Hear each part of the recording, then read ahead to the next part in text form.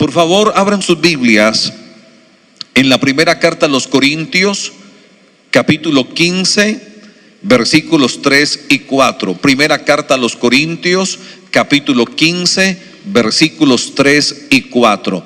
Vamos en esta mañana, hermanos, a hablar de la resurrección de nuestro Señor Jesucristo. Amén. Hace ya 2000 años aproximadamente que nuestro Señor Jesucristo resucitó, venciendo a la muerte y venciendo al diablo, hermanos.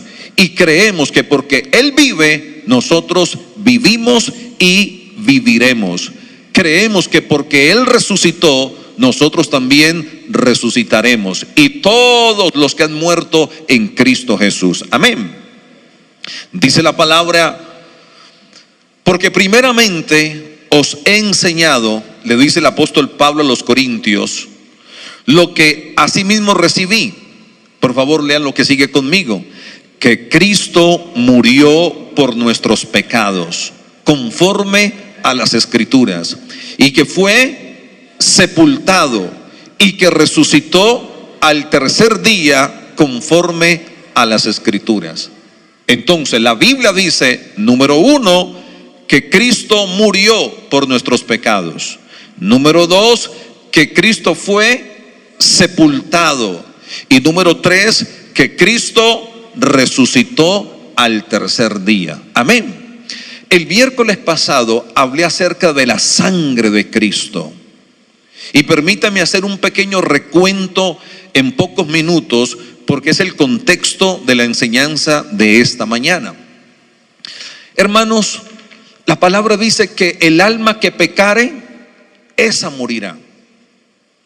Es decir, la peor consecuencia del pecado es la muerte.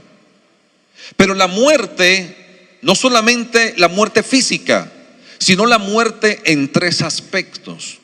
Número uno, separación de Dios. Esto es la muerte, separación de Dios. Número dos, enemistad con Dios. Y número tres, condenación eterna. Cuando la Biblia dice que el alma que pecare, esa morirá, esa palabra morirá incluye estas tres cosas. Se las repito y qué bueno que usted las memorice. Número uno, separación de Dios. Es decir, una persona que está muerta en sus pecados, esa persona está separada de Dios, distanciada, alejada de Dios. Y esa persona, aunque quiera, mientras sus pecados no sean perdonados, no puede tener comunión con Dios. Número dos, la muerte encierra enemistad con Dios. Aunque la gente no sabe esto, pero el pecado nos hace enemigos de Dios. Cuando nuestros pecados, los suyos y los míos, no habían sido perdonados, éramos enemigos de Dios.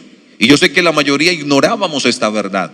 Y de hecho, cuando uno le comparte esta palabra a la gente se sorprende. ¿Cómo así? ¿Yo enemigo de Dios? Sí, eso es lo que la Biblia dice. Mientras tus pecados no sean perdonados, eres un enemigo de Dios.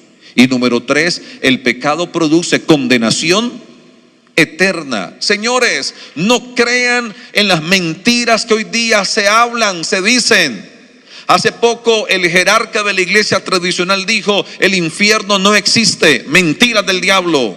La Biblia dice otra cosa completamente diferente. La Biblia dice que así como hay un cielo, también hay un infierno. Si le digo algo diferente, lo estoy engañando. Si le digo que no hay infierno, le estoy mintiendo. No, la Biblia dice que hay un infierno. ¿Saben algo? En el Nuevo Testamento, y los desafío para que lo estudien, Jesucristo mencionó más el infierno que el cielo. Eso es una cosa increíble. Pero cuando leemos cuidadosamente el Nuevo Testamento, hay más versículos en los cuales Jesucristo mencionó el infierno que el cielo. Así que esa mentira que dijo el jerarca de la iglesia tradicional, que el infierno no existe, es una total mentira. Es decir, que Cristo nos engañó, que Cristo mintió. No, el cielo es real y el infierno también es real. ¿Quiénes van para el cielo? Aquellos que se han arrepentido de sus pecados, que han puesto su fe en Jesucristo, aquellos a quienes Dios les ha borrado sus pecados y sus nombres los ha inscrito en el libro de la vida. Esos van para el cielo, y entre esos están todos ustedes. Pero aquellos que nunca se han arrepentido de sus pecados, aquellos que nunca han puesto su fe en Jesucristo, aunque humanamente sean buenas personas, lo que les espera es el infierno. Y la Biblia dice que el infierno es un lugar de tormento. Lo que pasa es que hoy día, hermanos, no se quiere mencionar este tipo de cosas para que la gente no se altere y para que la gente no se vaya de la iglesia. No, hay que decir lo que la palabra enseña, hermanos. Pastor, es que la gente se incomoda. Pues que se incomoden. Pues que se incomoden. Es mejor que se incomoden ahora estando aquí en la iglesia, para que ajusten su caminar, para que luego no se incomoden en el mismo infierno, donde la palabra dice que el fuego nunca se apaga, donde es un dolor y una angustia constantes.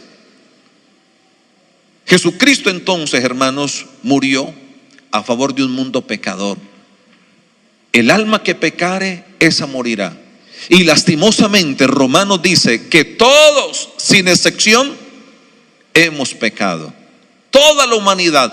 La estadística dice que hoy habitan 7,000 millones de habitantes aproximadamente en este planeta Tierra. Esos 7,000 millones han pecado de una manera o de otra.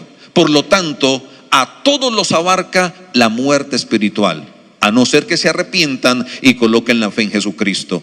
El hombre se encontraba inmerso en un serio problema, señores. Y el hombre por sí mismo no podía hacer nada para solucionar ese problema. Y entonces Dios, que es amor, diga amén. Dios, que es misericordioso, diga amén, determinó resolverle ese problema al hombre personalmente. Miren qué maravilloso. Se lo repito, el hombre a causa del pecado tenía un problema que no podía resolver, y Dios en su amor y misericordia determinó personalmente resolverle ese problema al hombre. ¿Y saben cómo se lo resolvió? Haciéndose hombre. Jesucristo es Dios hecho hombre, y Jesucristo vivió, hermanos, en santidad. La Biblia dice que Jesucristo vivió una vida intachable, fue tentado en todo, pero no pecó en nada, señores, absolutamente en nada. Él fue perfecto, el Cordero perfecto que descendió del cielo. Y al vivir una vida perfecta, calificaba entonces para morir, hermanos, en reemplazo nuestro. Jesucristo nos sustituyó en la cruz del Calvario. En la antigüedad, acuérdense que Dios en su soberanía estableció el sacrificio de animales, y los sacrificios de esos animales expiaban el pecado del pueblo, porque el pecado, hermanos, atrae la ira de Dios. ¿Y qué hacía la sangre de esos sacrificios? Cubría el pecado, y al ser cubiertos, eso detenía la manifestación de la ira de Dios. Pero Dios fue claro al decir: los animales que se deben sacrificar deben ser perfectos, sin defecto alguno. Jesucristo, al no pecar en nada, fue ese cordero perfecto. Amén, hermanos. Ahora, como Él no pecó en nada, no merecía morir. Sin embargo, murió. Y como dije el miércoles pasado, en aquel tiempo la muerte más atroz era la crucifixión. El Imperio Romano utilizaba la crucifixión para asesinar a los que condenaban, a sus víctimas. Y la crucifixión fue concebida para que los condenados murieran lentamente y sufrieran el máximo de los dolores. La crucifixión no fue diseñada para que las víctimas murieran rápidamente, no, sino lentamente. Acuérdense de eso. Pero número dos, la crucifixión fue diseñada para avergonzar a los condenados. La gente era crucificada desnuda. Permítame, le describo un poquitico la crucifixión. Resulta que habían diferentes tipos de cruces. Habían cruces en forma de X. Habían también cruces que eran simplemente un madero, no más. Pero habían cruces que eran como una T, la que nosotros usualmente conocemos. Cuando una persona era condenada a la crucifixión, se le obligaba a cargar el travesaño. Y ese travesaño se conocía como el patíbulum. Acuérdese de esa palabra, memorícela o escríbala, el patíbulum. Entonces, la persona condenada llevaba ese travesaño a cuestas hasta el lugar donde sería finalmente crucificado. Allí, y antes, me estoy adelantando, antes de que cargara el patíbulum, esa persona era flagelada o recibía múltiples latigazos con un instrumento que se conocía como el flagulum. Y lo tremendo es que esos látigos o flagellum en las puntas tenían pedazos de hierro, pedazos de huesos y pedazos de vidrio. Cuando entonces los soldados romanos flagelaban a la víctima, esas puntas se clavaban en la piel y en la carne, y cuando alaban, desgarraban. Se dice entonces que muchos de los condenados terminaban, después de ser flagelados, con sus órganos internos expuestos. Jesucristo fue flagelado. Ahora entienda esto, por favor. Contra Jesucristo no solamente estaba la furia de los soldados romanos, sino sobre todo la furia del mismo infierno. Jesucristo entonces fue flagelado, y estoy seguro, hermanos, que arrancaron tanta piel y tanta carne que sus órganos internos se podían ver a través de las costillas. Pero también recibió la corona de espinos que atravesó el cuero cabelludo. Después, hermanos, de ser flagelado y después de la corona de espinas, entonces le cargaron el patíbulum, el travesaño, e iba, hermanos, por la vía dolorosa rumbo a su lugar de crucifixión. Pero ¿saben qué dice la Biblia? Que Jesucristo como cordero fue llevado al matadero y como oveja al trasquiladero, y él por amor enmudeció, cayó, no abrió su boca. Sufrió el dolor en silencio. Y cuando llegó allí al lugar donde sería crucificado, efectivamente sus manos y sus pies fueron horadadas por los clavos. Y allí estuvo, hermanos, varias horas colgado en esa cruz, desnudo. Nosotros vemos en las películas y se observa en los crucifijos y en los cuadros como que Jesús fue crucificado con una especie de pañales. No, Jesucristo fue crucificado desnudo. Si no lo sabía, apréndalo. Él fue crucificado desnudo. Y tampoco se crucificaban con las piernas estiradas. Se crucificaba con las piernas encogidas. Y lo invito para que haga este ejercicio. Intente durar por lo menos media hora en esta posición, con las piernas encogidas, a ver qué pasa.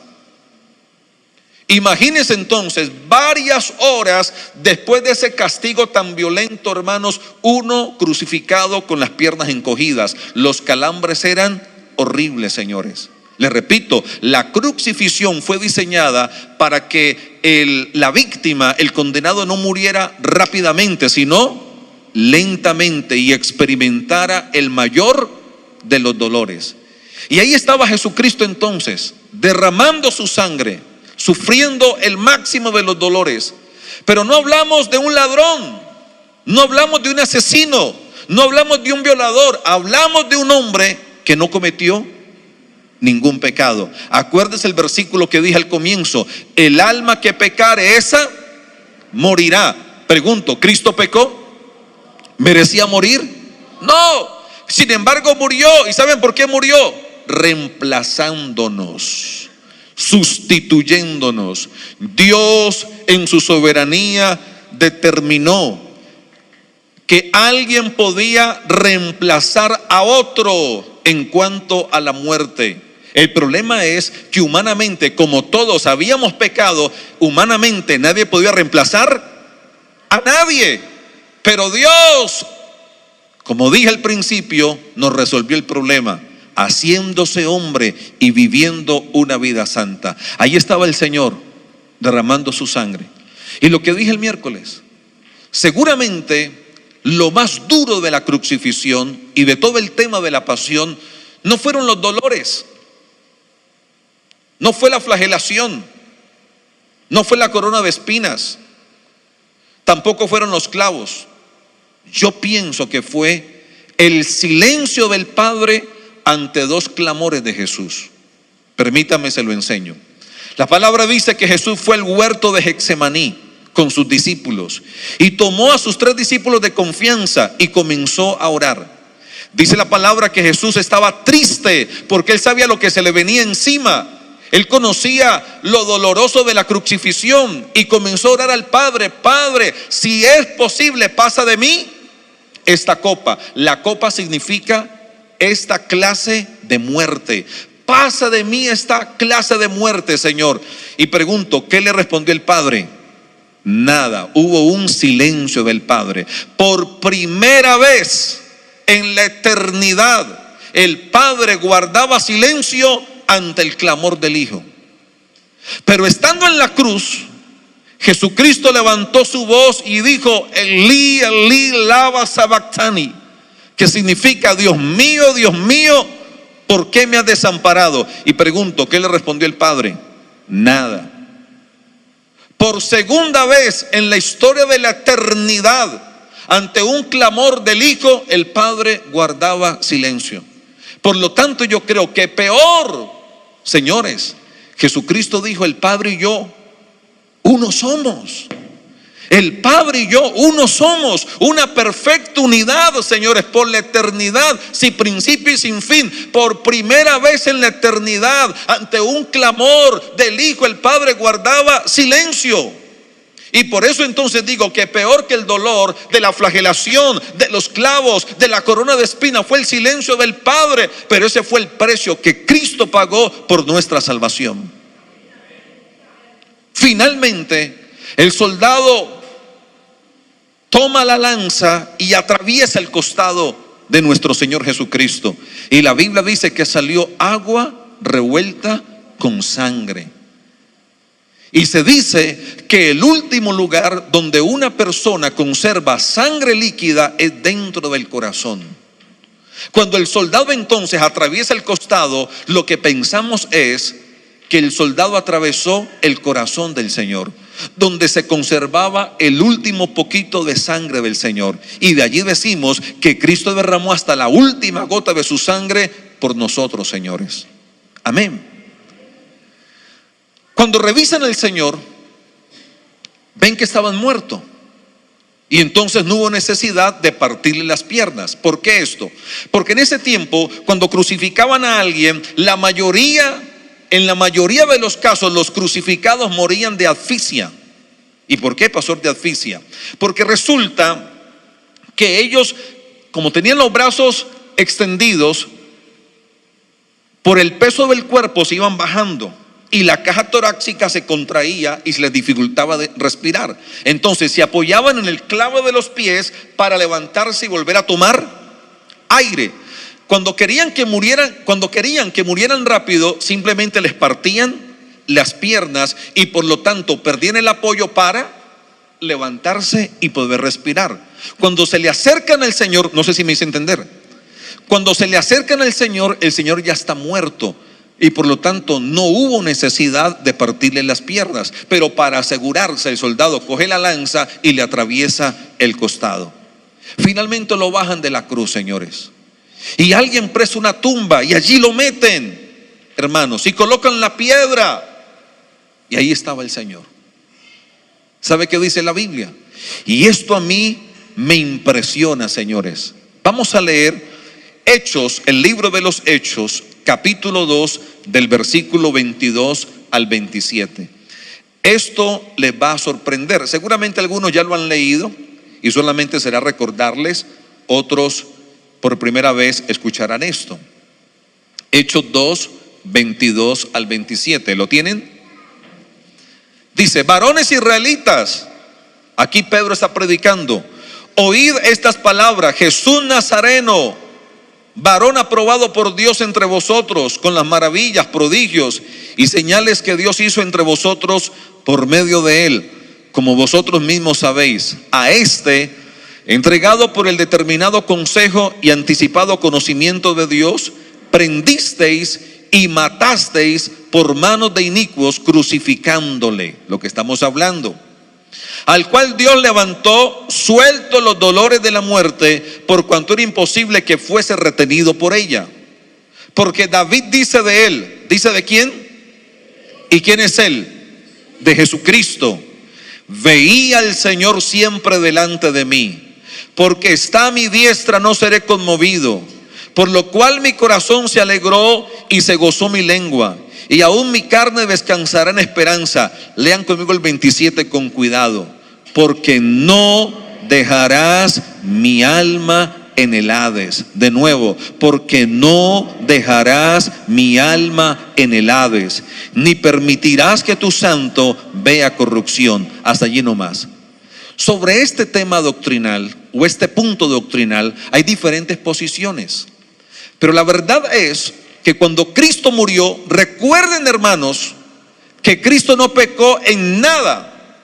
Sin embargo, el Padre cargó sobre él todos los pecados de la humanidad. Eso dice Isaías 53.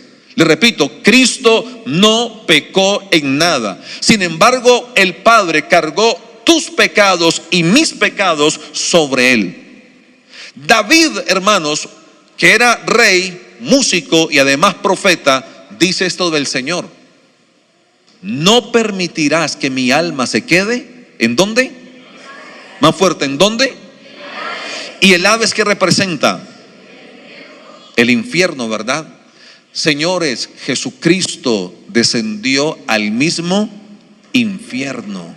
Y esto es fuertísimo. Y a mí me sorprende que el Hijo de Dios se hizo hombre, se limitó en la condición de hombre, se despojó de muchos de sus atributos, hermanos, vivió una vida santa, no merecía morir, pero dio su vida en una cruz, derramó su sangre, hermanos, finalmente murió y descendió ¿hasta dónde? Hasta el Hades. Impresionante. Un hombre que no pecó y descendió al Hades. A nosotros, mírenme por favor, a nosotros nos esperaba el infierno por causa del pecado. ¿Sabe qué hizo Cristo? Fue allí por nosotros. Él fue al Hades para que tú no vayas allá. A donde tú tenías que ir por tu pecado, Él fue por ti, mi hermano.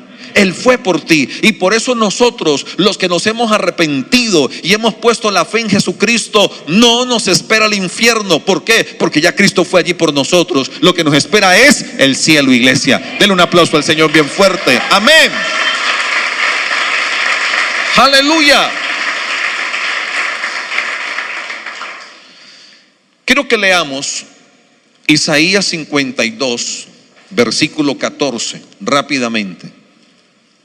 Espero que usted esté aprendiendo algo en esta mañana y que esta palabra le haga enamorarse más del Señor. Isaías 52, versículo 14, dice, hablando acerca de Jesucristo: cómo se asombraron de ti muchos, de tal manera fue, dígalo fuerte en las pantallas. Señores, escúchenme por favor, mírenme. La flagelación, la corona de espinas, los clavos, y la Biblia dice que los soldados le pegaban golpes en el rostro, unos con la mano abierta, bofetadas, y otros con la mano cerrada, puños. Él, además de la flagelación, además de los clavos y de la corona, recibió puños en el rostro de hombres preparados, soldados preparados para la guerra. Pero también dice la palabra que le cubrían el rostro y con cañas le golpeaban la cabeza y le decían: profetiza. Algo así como: adivina quién es de todos nosotros el que te está golpeando. Y otros le escupían el rostro y otros le arrancaban la barba, se la lavan. Y por eso dice Isaías que literalmente fue desfigurado de los hombres su parecer, y su hermosura más que la de los hijos de los hombres. Entonces, con todo lo que él sufrió, la palabra dice que quedó desfigurado. Isaías 53, versículo 2. subirá cual renuevo delante de él y como raíz de tierra seca. Lean lo que sigue: no hay parecer en él, ni hermosura le veremos más inatractivo para que le deseemos. Despreciado y desechado entre los hombres, varón de dolores, experimentado en quebranto, y como que escondimos de él el rostro. Fue menospreciado y no le estimamos. Ciertamente llevó él nuestras enfermedades y sufrió nuestros dolores, y nosotros le tuvimos por azotado, por herido de Dios y abatido. Mas él herido fue por nuestras rebeliones, molido, escuchen esa palabra, molido por nuestros pecados. El castigo de nuestra paz fue sobre él, y por su llaga fuimos nosotros curados. Todos nosotros nos descarriamos como ovejas, cada cual se apartó por su camino, mas Jehová cargó en él el pecado, dígalo fuerte, de todos nosotros. Míreme por favor, ya estoy terminando acá. Ahí está el santo, el que vivió intachablemente en una tumba. Durante esos 3 días desciende al Hades. Pero ¿qué pasa? La Biblia dice que el poder de Dios resucitó a Jesucristo. Dígame, el poder de Dios resucitó a Jesucristo. Aprenda esto: la resurrección fue el sello de la aprobación del Padre a la obra redentora de Cristo. Ahora se lo explico, se lo repito: la resurrección fue el sello de la aprobación del Padre a la obra redentora de Cristo. Acuérdense que en el Antiguo Testamento, en el día de la expiación, el sumo sacerdote recogía la sangre de la víctima, del animal que se sacrificaba, y la metía hasta el lugar santísimo, y allí derramaba esa sangre sobre el propiciatorio, ¿se acuerdan? La tapa del arca del testimonio. En esta ocasión, la sangre no era de un animal, era del Hijo de Dios. En este caso, no era un hombre cualquiera el que llevaría la sangre hasta el lugar santísimo, era el mismo Señor Jesucristo. Esto es fuertísimo. ¿Por qué? Porque Hebreos dice que Jesús era tanto la víctima como el sumo sacerdote. Era el animal, el Cordero de Dios, que fue sacrificado, que murió, pero también era el sacerdote que llevaría su sangre hasta el lugar santísimo. Y por eso, cuando aquella mujer quiso tocar a Jesús, Jesús le dijo: no me toques, porque aún no he subido a mi Padre. ¿A qué subiría el Padre? A llevar o a presentar su propia sangre que borraría nuestros pecados. Y entonces Jesucristo se presenta hasta el lugar santísimo llevando su propia sangre, y le dice: Padre, aquí traigo la sangre del sacrificio, traigo mi propia sangre, sangre de un cordero sin defecto, sangre de uno que fue tentado en todo, pero que no pecó en nada, absolutamente en nada. Pero además dice la Biblia que la sangre de aquellos animales del Antiguo Testamento solamente cubrían, pero no quitaban. Pero la sangre de Cristo, Hebreos dice, es así, quita el pecado del mundo. Cuando tú, mi hermano, te arrepientes y colocas la fe en Jesucristo, Dios no te cubre los pecados, Dios te borra los pecados, Dios te quita los pecados, Dios se olvida de tus pecados. Y entonces Cristo está allí delante del Padre presentando la ofrenda de su sangre. Y la resurrección, acuérdense de esto, la resurrección fue el sello de la aprobación del Padre a la obra redentora de Cristo. Sin redención, ¿saben qué dice el apóstol Pablo? Que nosotros seríamos un pueblo digno de conmiseración. Que sin resurrección, si Cristo no hubiera resucitado, nosotros seríamos un pueblo digno de conmiseración, dice el apóstol. Pero la resurrección es la garantía de la victoria, señores. Ahí estaba Jesús, ahí estaba su cuerpo, y al tercer día, domingo, un domingo como este, en las primeras horas de la mañana, los discípulos fueron a buscar al maestro, principalmente las mujeres, número 1. Luego llegó Pedro y Juan. ¿Y saben qué dice la Biblia? Que la tumba estaba, más fuerte, que la tumba estaba vacía, y que el poder de Dios resucitó a Jesús y lo sentó a la diestra del Padre. Señores, ¿por qué usted y yo, aunque no nos queremos morir, Pero no le tenemos miedo a la muerte, porque usted y yo tenemos fe en Jesucristo y entendemos que la resurrección, hermanos, venció a la muerte, y que nosotros en Cristo Jesús somos más que vencedores, y que en Él resucitaremos también. Denle un aplauso al Señor. Amén.